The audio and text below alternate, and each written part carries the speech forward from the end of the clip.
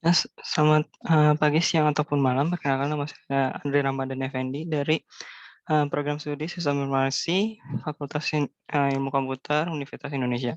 Pada kesempatan kali ini saya akan, mempresentasikan kerja praktik saya di Sudin Info Jakarta Utara. Nah, ini adalah konten yang akan saya presentasikan, terdiri dari 7 bagian. Nah, yang pertama itu pencarian kerja praktik.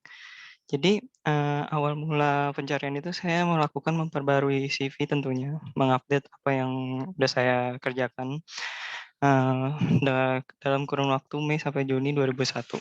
Nah, di situ saya juga mulai melamar di, di 5 perusahaan ini. Itu Akselerant waktu itu saya sebagai quality assurance, beliau sebagai product manager, dan kita bisa sebagai user researcher, dan di Mekari juga sama, dan yang terakhir tuh di Sudinkominfo menjadi web developer.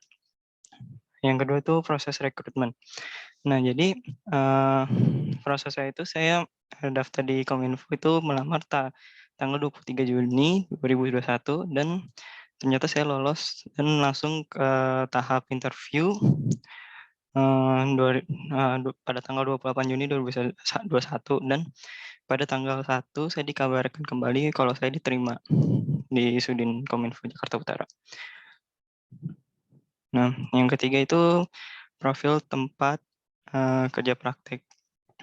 Nah, jadi, Sudin Kominfo Jakarta Utara adalah suku dinas komunikasi, informatika, dan statistik pemerintah kota administrasi Jakarta Utara yang merupakan penyelenggara penyelenggara urusan pemerintahan dan mempunyai tugas di bidang komunikasi dan informatika, statistik, dan persandian. Ya, ini lambangnya.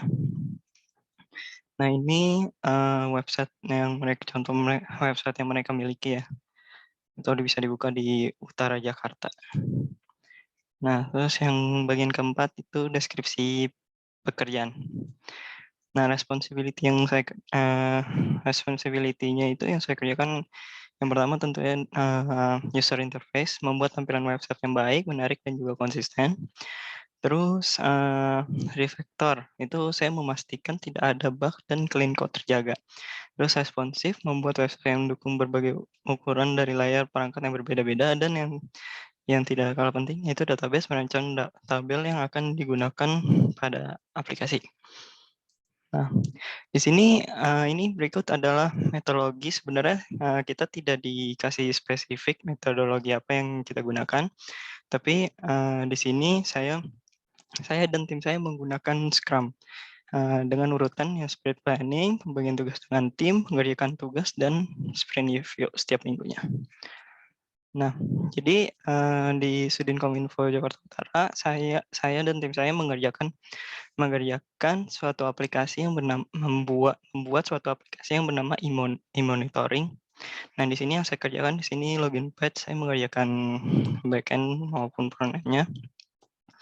Dan di sini ada detail text yang terdiri dari nama tanggal akhir, tanggal awal, nama nama manaj nama manajer, nama karyawan, status, dan deskripsi. Dan di sini karyawan juga bisa, mengirim file teks yang mereka sudah kerjakan dan yang akan dicek sama manajer. Nah, di sini ada detail project. Jadi, dalam project itu nanti ada task lagi di dalamnya. Nah, di sini ada daftar task ya, yang bisa dilihat di tabel ini, dan ada detail task.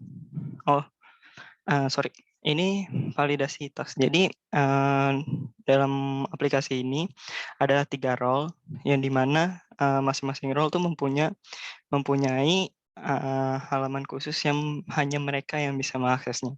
Nah, contohnya seperti validasi task ini hanya manajer yang bisa, membuka halaman ini untuk memvalidasi task yang sudah dikerjakan oleh karyawan. Nah, yang terakhir itu saya mengerjakan pop-up ini untuk setiap halaman yang memerlukan konfirmasi. Nah, tools yang saya gunakan dalam pembuatan aplikasi ini yaitu React untuk front end, GitHub untuk storage untuk storage code biar bisa ngerjain bersama, terus Figma untuk desain mockup, style komponen itu untuk, CSS-nya, Google Meet untuk, meeting maupun, ngerjakan proyeknya bersamaan. Dan yang terakhir itu, Node.js, yaitu yang sebagai backend.